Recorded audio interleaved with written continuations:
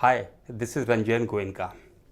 In this video, I will be talking to you on the procedure on preparing TDS returns. Let us begin with what is TDS. TDS is tax deducted at source. The meaning is very clear. The tax needs to be deducted at source, and source is the place from where someone is making an income.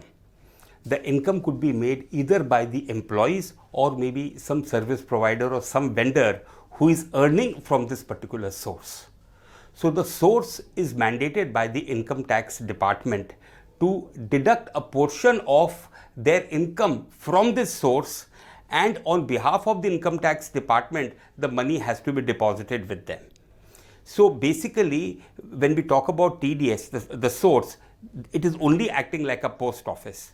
It is deducting tax on behalf of people earning from them, could be employees, could be a vendor, and cumulatively this tax needs to be deposited with the income tax department, and the procedure to inform the income tax department about the deposits made and against which deposit, who are the employees or who are the vendors attached to it, this information passing on to the income tax department is basically called a TDS return.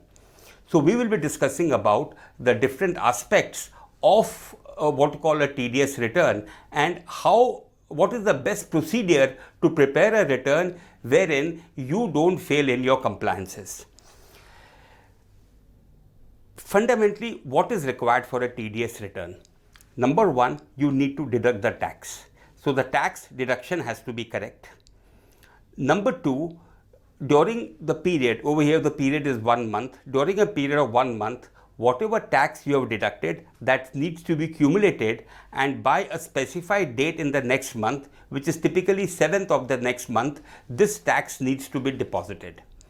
This continues for 3 months, and then once the quarter ends, you need to actually put in all this information together, the information about the deductions and the payments made to the income tax department. This needs to be collated together, and the information needs to be submitted as a return to the income tax department.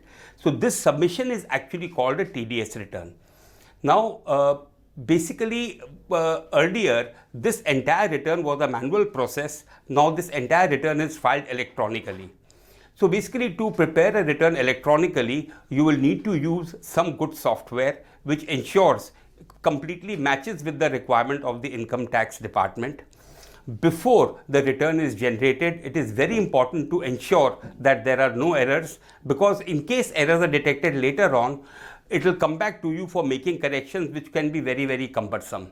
So the whole concept is the deductions have to be right, the deposits has to be correct, and the returns have to be filed on time.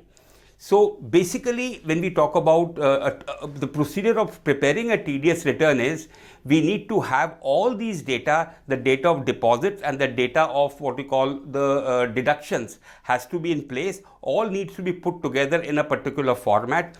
Once it is there into the software will generate a text file. And this text file is as per the format provided by the income tax department. Department has given a utility, a software utility, where this text file actually goes into that utility, and if the return is correct, it generates a validated file. Once you are able to get this validated file, you are all set to file your TDS returns. So if you do all these steps correctly and come out with the validated file, you are all set to file the return, and this takes care of the entire procedure of preparing a TDS returns. I hope this video was useful to you. Thank you for watching.